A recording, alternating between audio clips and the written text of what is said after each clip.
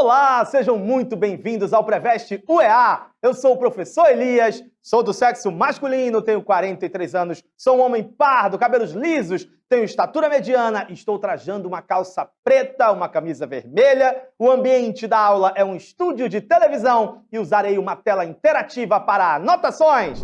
E hoje nós vamos conversar sobre alguns aspectos da nova república no Brasil. E a nossa primeira questão vai dizer o seguinte... Opa, ela já começa com música. Será que você conhece? Vamos lá, vamos lá. Vou transformar isso aqui num microfone e você vai cantar comigo. Canta comigo aí, ó. Nas favelas, no Senado, sujeira pra todo lado. Ninguém respeita a Constituição, mas todos acreditam no futuro da nação.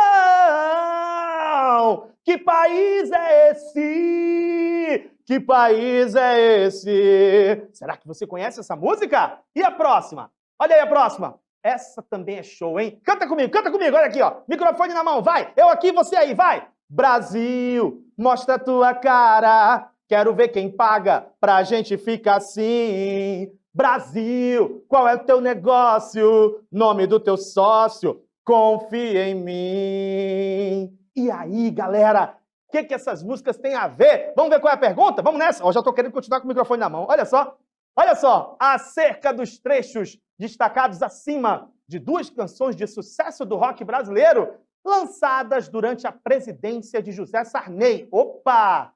Presidência de José Sarney, já deu uma dica pra gente, hein? É de 1985 até 1990. Vamos lá? O questionamento no título da primeira música foi potencializado quando de seu lançamento em fins de 87, pois diferentes planos econômicos haviam fracassado em conter a escalada inflacionária. O agravamento da crise aumentou o clima de frustração. Primeiro, eu tenho que saber que a nova república, ela começa nesse momento em que nós temos a posse do José Sarney, que, na verdade, não era o presidente eleito inicialmente. O presidente que foi eleito depois do final do período militar foi o Tancredo Neves, mas o Tancredo Neves acabou morrendo e não tomou posse da presidência, e o vice era o José Sarney. José Sarney acabou assumindo. E aí nós temos, então, o governo do Sarney, que, na verdade, era do Tancredo Neves. O Sarney concluiu o mandato dele, e aí depois nós tivemos a eleição do Fernando Collor de Mello. O Fernando Collor não chegou a terminar o mandato dele. Ele passa por um processo de impeachment, né? E ele acaba não concluindo o mandato dele. Aí vem o Itamar Franco, que era o vice do Collor, que vai concluir o mandato dele, do Fernando Collor, de 92 a 94. Aí nós temos uma nova eleição, terminou o mandato do Itamar e Collor, os dois juntos, né? 2 anos de um, 2 anos do outro. Vem o Fernando Henrique Cardoso. Fernando Henrique Cardoso ganha a eleição, governa 4 anos, se candidata de novo, ganha, e aí nós vamos ter uma reeleição do Fernando Henrique Cardoso, por isso ele fica 8 anos na presidência. Depois desses 8 anos, o Lula é eleito pela primeira vez, presidente do Brasil, fica 4 anos, se candidata à reeleição, ganha e fica mais 4 anos, 8 anos de Lula. Depois do Lula vem a Dilma governa um mandato inteiro, se candidata à reeleição, ganha e fica mais 2 anos. Por quê? Porque ela também passa por um impeachment e não conclui o segundo mandato dela. E aí o vice dela era o Michel Temer, o Temer conclui o mandato da Dilma.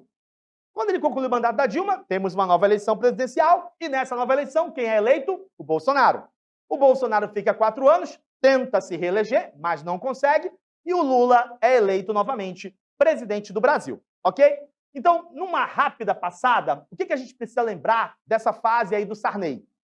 O Sarney, como a gente viu, ele governou de 85 até 90, né? E no Sarney nós temos planos econômicos que tentam estabilizar a moeda brasileira. Um deles é o Plano Cruzado, né?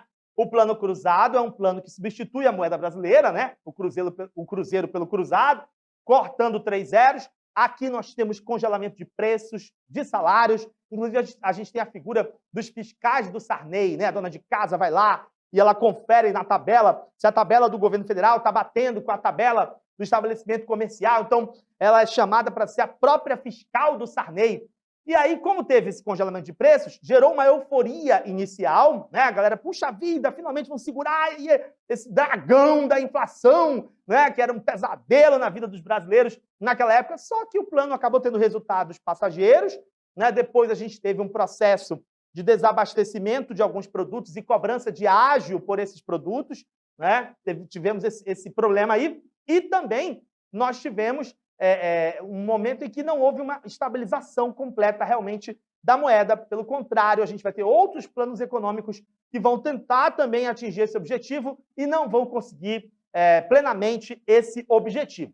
Então, no Sarney a gente tem isso. No Sarney a gente também tem a Constituição que está em vigor no Brasil até hoje.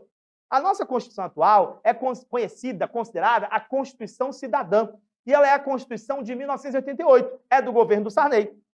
A nossa Constituição estabeleceu que o racismo é crime inafiançável e imprescritível, estabeleceu que nós somos um regime presidencialista, né? Estabeleceu o fim da censura nos meios de comunicação, estabeleceu a questão da demarcação das terras indígenas, o voto passou a ser também facultativo para os adolescentes de 16 anos, né, dos 16 aos 18 anos, e também após os 70 anos, deu direito de voto para os analfabetos, consolidou as questões trabalhistas, então tudo isso a gente tem na nossa Constituição, a Constituição Cidadã.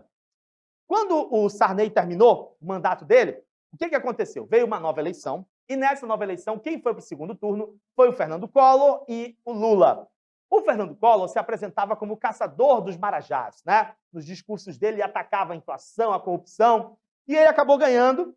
Quando ele ganha, ele vem com o Plano Collor, que acaba bloqueando, né, valores que os brasileiros tinham em conta corrente, né, em contas bancárias, e isso gera uma repercussão violenta naquela época. Ele acaba também, durante o governo dele, sofrendo denúncias de corrupção. É aberta uma CPI, uma comissão parlamentar de inquérito, para investigar as responsabilidades do presidente nessas denúncias de corrupção. No fim das contas, há um movimento social de jovens que vão para as ruas e pintam o rosto, o movimento dos caras pintadas, exigindo ali o impeachment do presidente, do Fernando Collor de Mello, e ele acaba sendo afastado, para ser investigado, né? E depois ele acaba renunciando, e com a renúncia dele, nós vamos ter, então, a substituição do Fernando Collor pelo vice dele, que é o Itamar Franco. Dito isso, a gente quer aquela que é incorreta dentro do governo do Sarney. Será que teve questionamento com relação a essa questão dos planos econômicos que tinham fracassado, né, e não conseguiam conter essa escalada inflacionária? Esse agravamento dessa crise aumentava esse clima de frustração na década de 80, quando essa música foi lançada? Realmente, né? Havia um clima de frustração, a inflação era galopante, era um dragão que ninguém conseguia vencer, então havia todo esse clima de frustração, realmente, né? Será que na década de 80, na época do Sarney, o plano cruzado, que congelou preços e salários, teve um êxito inicial, controlou a inflação, aumentou o poder de compra, o grande aumento de vendas experimentado, então, por artistas do rock brasileiro, uma expressão cultural do período, foi favorecido pela euforia de consumo? No começo, show de bola. No começo foi aquela euforia, plano cruzado, yes, segurou os preços, fiscais do Sarney, mas depois isso não foi mantido, né? Então, aquela euforia inicial, depois foi substituída por uma frustração. Então, no começo, tá de boa. No começo, tá de boa. A decepção com a nova república encontrada nas duas músicas ganhou força com a recessão econômica e a instabilidade social, vistas em crescentes mobilizações populares, saques a supermercados, desabastecimento generalizado, a governabilidade foi corroída. Foi um momento difícil para o Brasil? Foi. Foi uma década difícil, é considerada a década perdida, foi super complicado. Estava acontecendo isso tudo, recessão, instabilidade social, dificuldade de governabilidade, com toda certeza. E aí ele vai para a próxima, a questão da ética na política e do uso indevido de bens públicos para proveito próprio ou de favorecidos, presente nos trechos destacados, ganhou destaque com a CPI da corrupção, que acusou o presidente de crimes e pediu o seu afastamento, não concretizado. Realmente, né, o Fernando Collor de Mello, ele acaba sendo acusado de corrupção, vai o movimento para a rua, impeachment, pede o afastamento dele, no fim das contas, ele acaba renunciando à presidência. E a próxima, a linguagem velada e em códigos das canções de protesto desse contexto é explicada pela censura prévia à cultura e às artes, o que impunha aos autores a criação de artifícios para driblar o sistema de repressão, parte estrutural do regime. Será que aqui, nas músicas que a gente acabou de ouvir, eles ainda estão preocupados em criar uma letra com duplo sentido para driblar a censura? Não. Década de 80, Sarney, já não estamos mais no período militar, e eles falam mais abertamente sobre as críticas que eles possuem ao país. Certo? Então aqui não seria como era na época da ditadura militar, na época do período militar, que vinha aquela coisa mais velada, né? Aquela linguagem mais velada para poder driblar o censor. Então essa seria a incorreta, porque essa não está no contexto desse momento aí do Sarney, do governo do Sarney, porque o Sarney já é da fase da nova república, não é da fase da ditadura militar. Show de bola? Vamos para a próxima?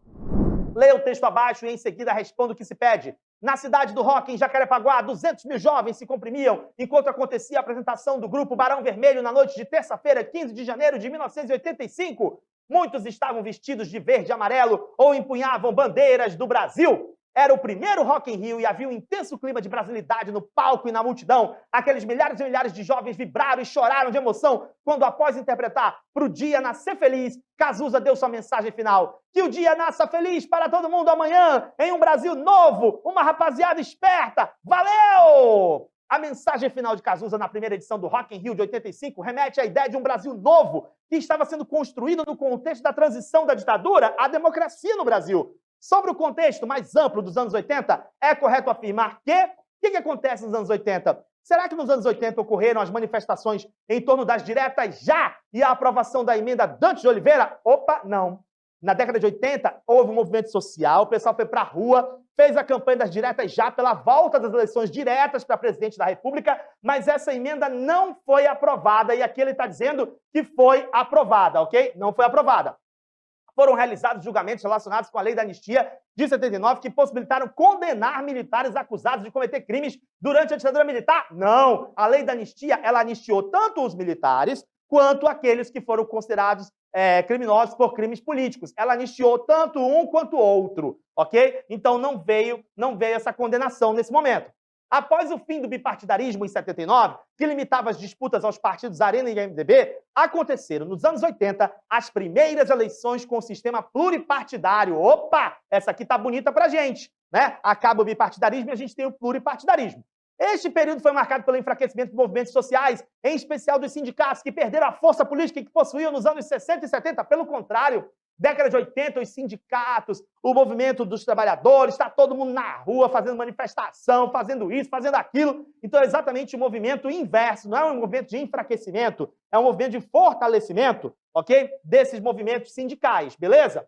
E a próxima, os governos de Figueiredo e Sarney desenvolveram planos econômicos que estabilizaram a moeda e enfrentaram os problemas inflacionários do país naquela conjuntura. Os planos econômicos que foram estabelecidos na década de 80, eles tiveram resultados efêmeros, eles tiveram resultados passageiros. Eles não conseguiram realmente estabilizar a moeda brasileira. Qual é o plano que vai realmente estabilizar a nossa moeda? Vai ser o Plano Real, que já vem na década de 90, ok? Já naquela transição ali no governo do Itamar Franco, né? Antes de entrar o FHC. Então estamos, inclusive, completando em 2024, né? São 30 anos de Plano Real, certo? Então, ali é que a gente tem esse processo de estabilização da moeda, e não aqui na década de 80, como é o enunciado da questão. Ele quer saber sobre a década de 80. Show de bola? Tranquilo? Então, qual foi que ficou pra gente? Aqui, só lembrando o segundo turno das eleições de 89, né? Entre o Collor e o Lula, certo? E o que ficou pra gente foi exatamente